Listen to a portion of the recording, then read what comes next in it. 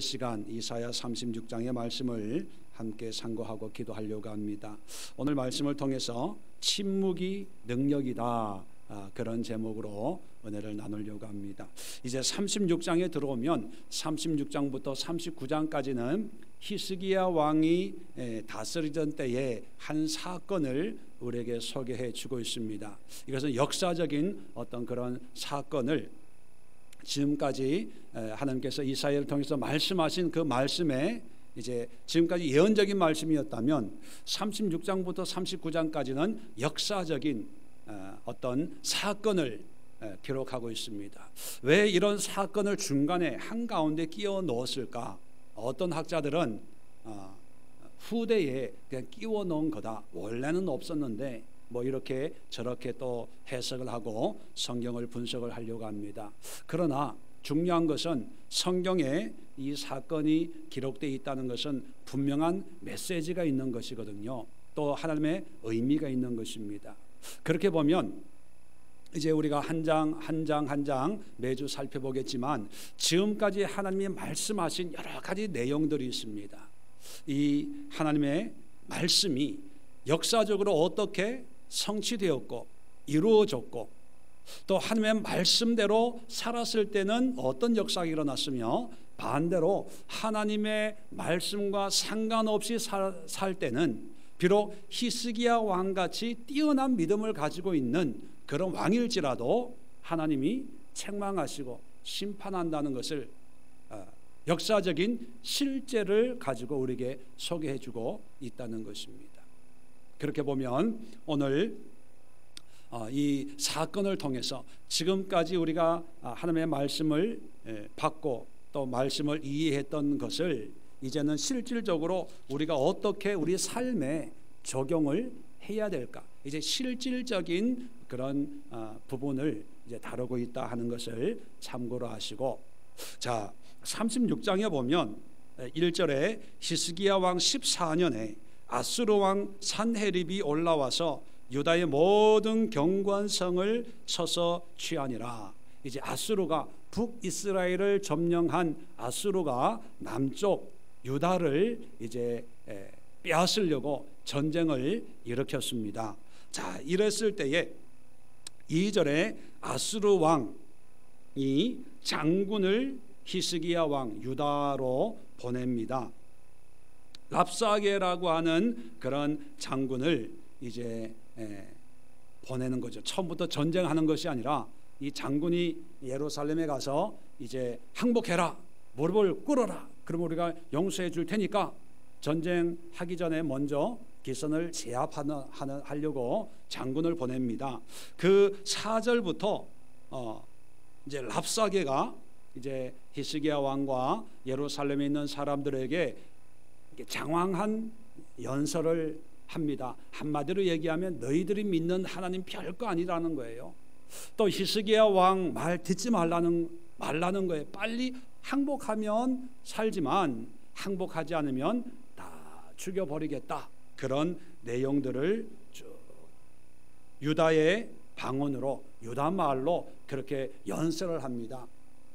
근데 재미있는 것은요, 이스라엘 유다의 신하들이 랍사게한테 부탁을 합니다. 뭐라고 부탁하냐 하면, 제발 얘기하는 건 어떻게 막을 수 없는데 유다 방언으로는 얘기하지 말라는 거예요. 왜 유다 방언으로 얘기하지 말라는 거예요? 유다 방언으로 얘기하면 일반 백성들이 듣고 불안해하고 또 항복하자 이런 얘기가 나올 게 뻔하니까, 그러니까 얼마나 두려워하고 또 옹졸하며 정말 연약한 그런 상황인가를 알 수가 있습니다.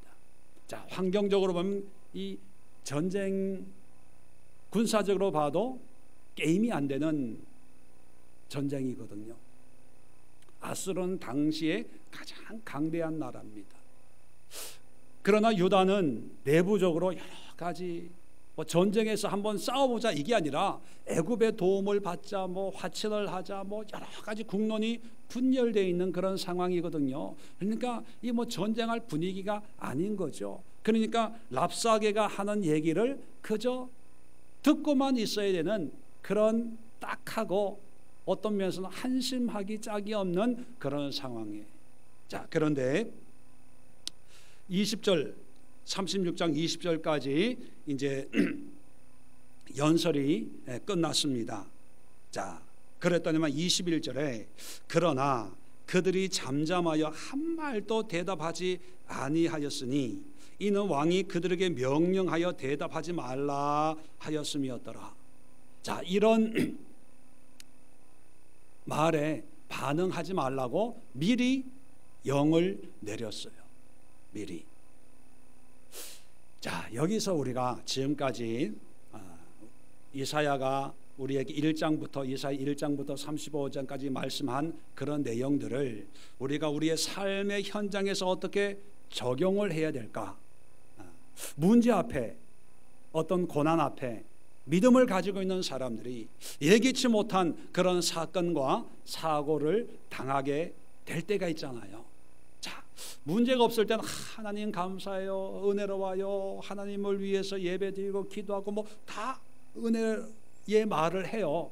근데 문제가 생겼을 때, 근데 그 문제가 작은 문제가 아니라 엄청 큰 문제여서 내 힘으로는 감당할 수 없을 때, 그때 어떤 반응을 보여주는가에 따라서 정말 믿음의 사람이냐 아니면 그냥 형식적인 명목적인 그런 신앙의 소유자냐 판가름 날 수 있다는 거예요. 자, 이런 상황에 히스기야 믿음의 사람은요 침묵하라는 것입니다. 침묵. 성경에는 말의 능력에 대해서 많은 말씀을 하고 있습니다.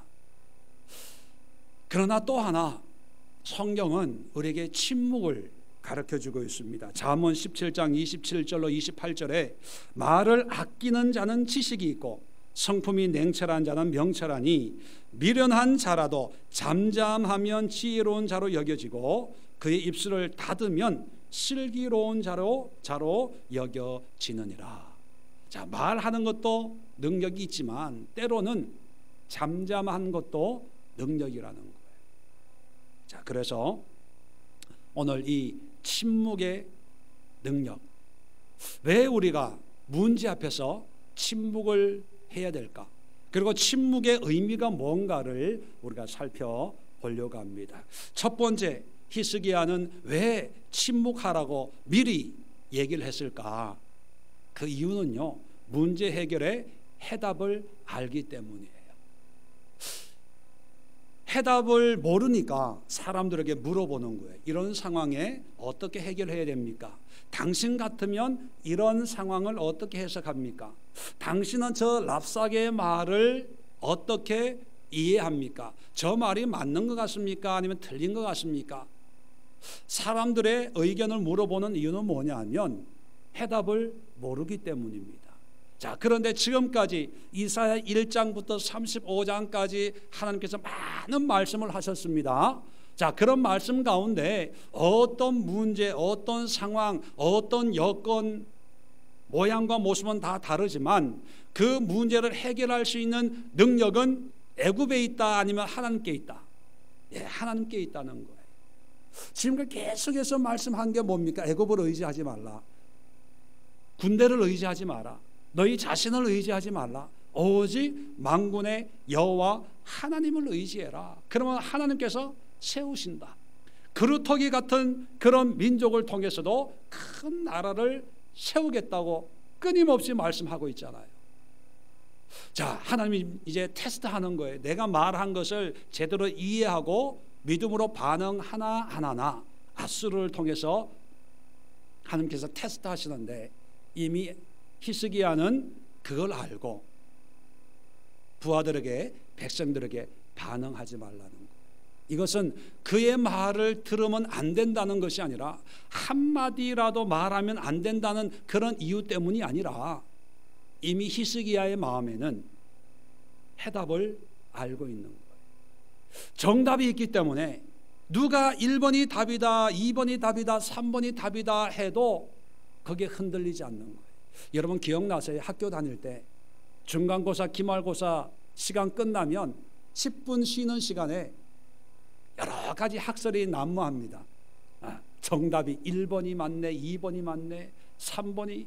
그래 그 얘기를 듣고요, 또 어떤 학생들은요 낙심을 해요. 틀렸다는 거야. 어떤 애들은 또 이번에 뭐 공부를 많이 했더니 점수가 올라갔다고.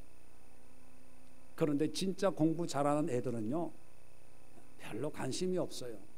조용해요. 왜요? 정답을 아니까. 정답을 아니까 내가 1번의 답이 2번이라 그래도 중구난방이니까 이제 정답이 발표될 때까지 그냥 있어주는 거예요. 왜요? 나에게 정답이 있으니까. 반대로 정답이 뭔지 모르니까 자꾸 물어보는 거예요. 맞춰보는 거예요. 이게 어떤 애들은 틀린 답인데도 그게 정답인 줄 알고 룰루랄라 하다가 나중에 성적표 보면은 형편없거든요. 그러면 담임한테 그 과목 선생님한테 가서 또 따져. 자기 시험지 한번 보자고. 보면 뭐합니까? 틀린 답인데. 여러분,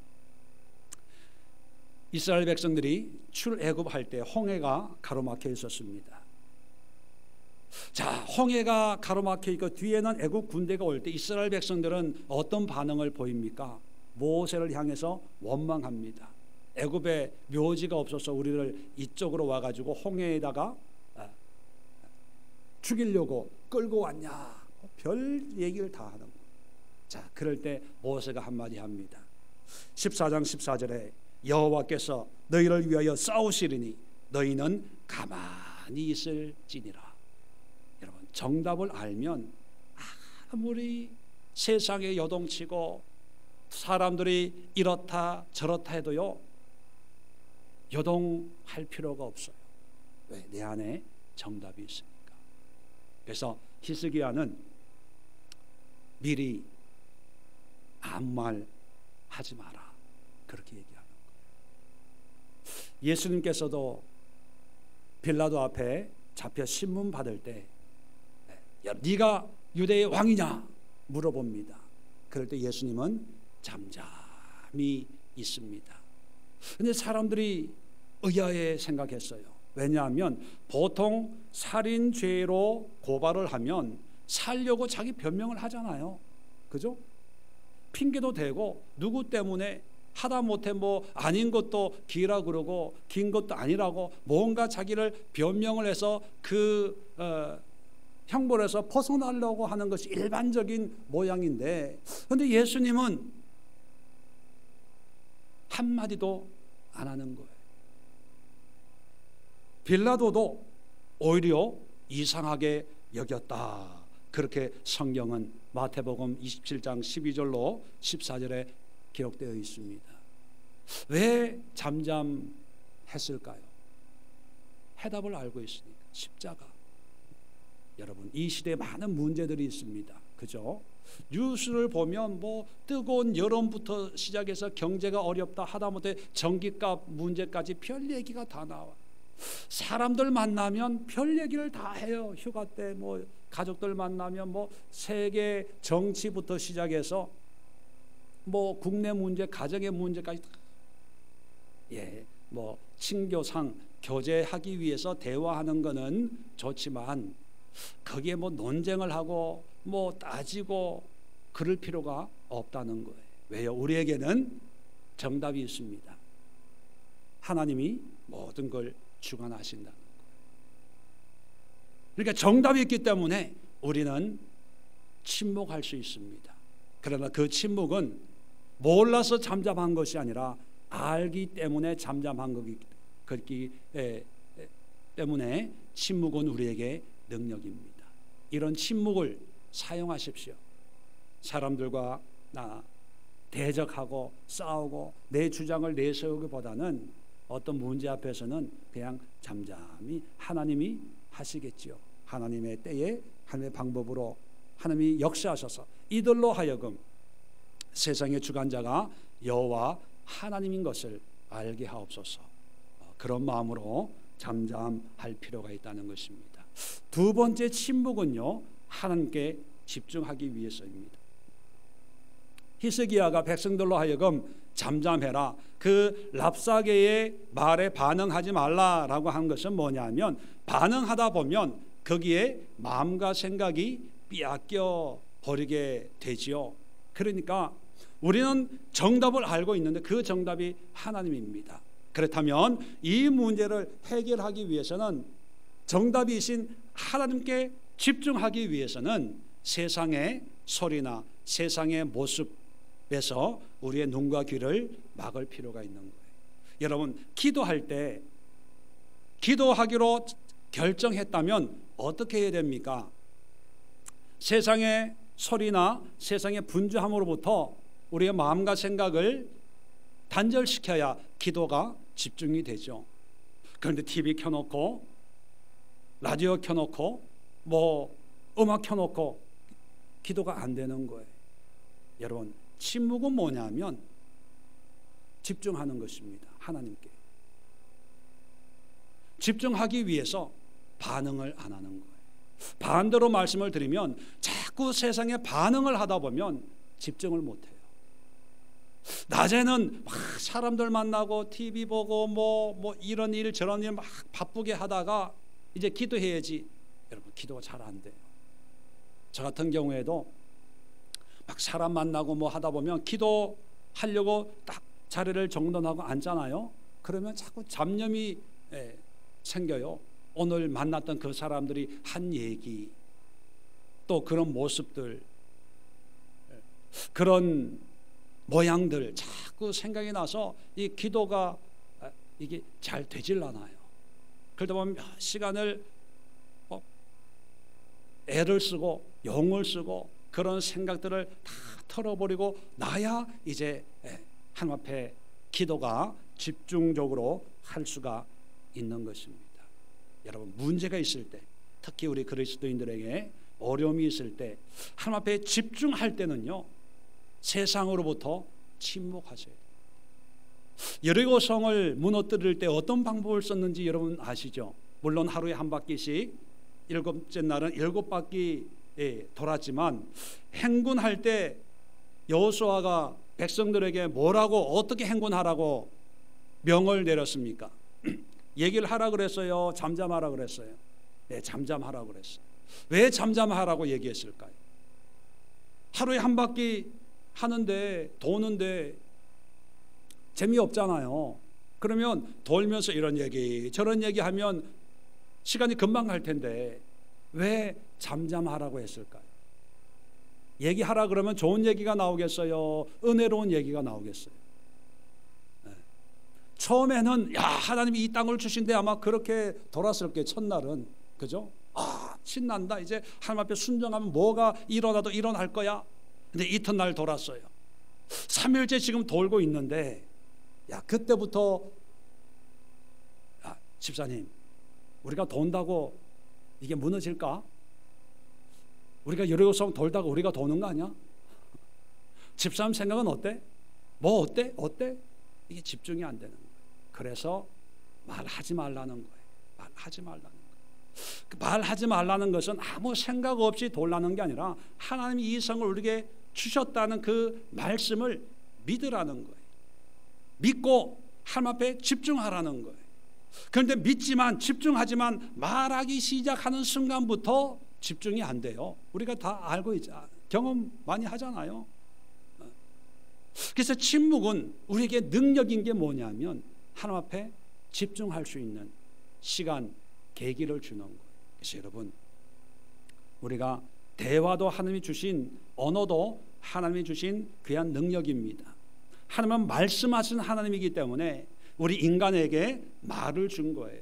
이 말에 능력이 있습니다. 그런데 또 한편으로는 능력 있는 이 말을 잘못 사용할 때는 오히려 하나님의 뜻을 이루지 못하는 일을 할 수가 있기 때문에 그럴 때는 침묵이 능력인 거예요. 예수님께서도 피곤한 공생의 가운데 틈만 있으면 새벽에 따로 기도하시는 그런 모습을 우리에게 보여주십니다. 사람들과 침묵하면서 사람들과 대화를 단절하면서 하나님 앞에 집중하는, 그래서 침묵은 능력이 없어서 침묵은 생각이 없었어. 침묵은 지식이나 지혜가 없어서 그냥 가만히 있는 것이 아니라 침묵은 하나님께 집중하는 능력이기 때문에 우리는 침묵을 유효적절하게 사용해야 됩니다. 다윗도 시편에 62편 5절에 나의 영혼아 잠잠히 하나님만 바라라. 무릇 나의 소망이 그로부터 나오는도다. 세상은 자기의 주장, 자기의 의견을 피력해서 자기의 생각이 맞다는 것을 증명해 보이려고 노력을 합니다. 그러나 우리 그리스도인들은요, 우리의 생각이나 주장이 맞는지 틀린지 그거는 중요하지 않아요. 왜요? 결국은 하나님이 모든 걸 이루어 가시는 거기 때문에 중요한 것은 우리 한 사람 한 사람이 하나님께 집중할 필요가 있어요. 집중하기 위해서는 침묵을 사용을 해야 된다는 것입니다. 마지막으로 침묵이 능력인 이유는 침묵은요 또 다른 언어예요. 문자적으로는 침묵, 잠잠히 말 없는 상태를 침묵이라고 얘기합니다. 그래서 말 안 하는 것을 침묵이다 그렇게 생각을 하지요. 그런데요 믿음 안에서는 침묵은 또 다른 언어예요. 어떤 언어일까요? 하늘의 언어, 기도입니다.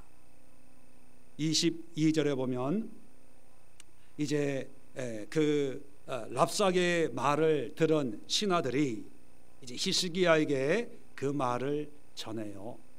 그대로 전하는데 37장부터는 이 말씀을 전해 듣고 히스기야는 뭘 하냐? 이제 기도하기 시작합니다. 기도하기 시작해.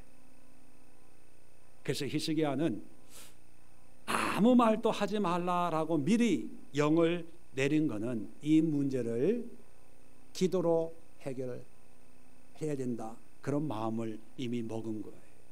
자, 그때부터 침묵은 그냥 말이 없는 게 아니라 또 다른 언어로 말하기 시작하는 거예요. 그 언어가 뭐냐? 하늘의 언어. 우리는 방언, 영적인 언어 이렇게 얘기를 하지 않습니까? 예, 그 말로 하니까. 그런데 이 침묵은 방언도 아닌 말을 아예 안 하는 거예요. 그런데 이 침묵은 하나님께 집중하는 것이고 하나님이 이 문제 해결의 열쇠인 것을 알고 침묵하는 거기 때문에 그러한 침묵은 하나님과 깊은 영적인 교제가 있는 강력한 언어의 한 모습이라는 사실입니다. 그러니까 우리가 기도로 방언도 많이 하고 입술로 우리의 문제를 주님 앞에 고하는 것도 필요해요. 자, 그런데 또 때에 따라서는 잠잠히 무념무상 아무런 어떤 말이나 생각도 없이 그저 잠잠히 깊은 하나님의 임재 속에 하나님의 그 영광에 집중하면서 깊이 거하는 그 침묵의 상태 또한 강력한 영적인 언어라는 거예요. 자, 그래서 37장부터 히스기야는요 이사야에게도 기도 부탁을 하고 간절히 기도했더니만 이사야 6절 7절 보면 이사야 선지자가 이제 말씀을 듣는 두려워하지 말라. 7절에 그의 고국에서 칼에 죽게 하리라 하셨느니라. 하나님의 말씀이 임하게 되는 것이죠. 오늘날은 참 말을 많이 하는 그런 시대가 된 것 같아요. 말이 없으면 오히려 이상하게 여겨져. 왜 기분 나빠? 안 좋아? 말을 아주 밝게 해야 인정을 받는 또 인기가 있는 그런 시대에 우리가 살고 있습니다. 여러분, 그렇게 살지 말라는 게 아니라 말에 하나님이 주신 귀한 은혜와 능력이 있습니다. 그러나 우리 그리스도인들은 이제 하나님을 믿기 때문에 문제 앞에 섰을 때 세상 사람들과 반응이 달라져야 된다는 거예요. 세상 사람들은 문제가 생기면 뭐 막말로 호떡집에 불 난 것처럼 큰일 났다 어떡하냐 막 전화통에 불이 나도록 그렇게 두려움 때문에 그런 반응을 보이지요. 그러나 우리 그리스도인들은요, 평소에는 찬양하고 기도하고 감사하고 교제하다가도 문제 앞에, 그것도 큰 문제 앞에 딱 서게 되면 이제 믿음이 발동이 되어야 되는 거예요. 그 믿음의 발동은 뭐냐? 침묵이라는 거예요. 문제 앞에서는 침묵하지만 그 침묵은 그냥 말이 없는 것이 아니라 해답을 알고 있다는 믿음의 고백입니다. 세상 사람들, 세상의 방법으로 이 문제를 해결할 수 있는 것이 아니라 나의 믿음의 주요 온전케 하시는 오직 예수님 하나님만이 이 문제를 해결할 수 있다는 믿음의 고백이기 때문에 굳이 세상 사람들에게 얘기할 필요가 없는 거죠. 하나님께 집중하기 위해서 침묵하는 것입니다. 그리고 단순히 그저 잠잠한 것이 아니라 침묵은 또 다른 언어예요. 기도의 언어예요. 침묵하면서 묵상으로 하나님 앞에 기도하고, 사람들에게 닫혀졌던 이 입술이, 이 생각과 마음이 하나님을 향해서 활짝 열려져서 하나님을 향해서 간절히 기도하는, 그것이 바로 침묵의 능력이고 히스기야가 문제를 해결해 나가는 믿음의 모습입니다. 하나님께서 지금까지 우리에게 말씀하신 많은 말씀들을 이제 하나씩 우리의 삶 속에 어떻게 적용해 나가는가, 그 적용을 오늘 이 36절에 말씀하고 있는데, 그 적용이 침묵에 관한 것이었다는 것을 다시 한번 깨달으시고, 오늘 기도하시면서 물론 뭐 말로 기도하는 분도 있을 것이고 또는 침묵으로 기도하는 그런 분도 계실 테지만, 오늘 여러분의 삶 속에서 정말 이 침묵의 능력을 발휘할 수 있는 그런 은혜를 달라고 기도하시면서 마음껏 성령이 인도하신 대로 언어로 기도하시고, 또는 깊은 침묵 가운데 하나님과 교제하는 그런 은혜를 경험해서 우리의 삶의 현장에 가서 세상과 다른 그런 믿음의 반응을 보일 수 있는 우리 모두가 될 수 있도록 함께 기도하고 또 은혜를 나누는 이 밤 되도록 하겠습니다. 기도합니다. 좋으신 하나님,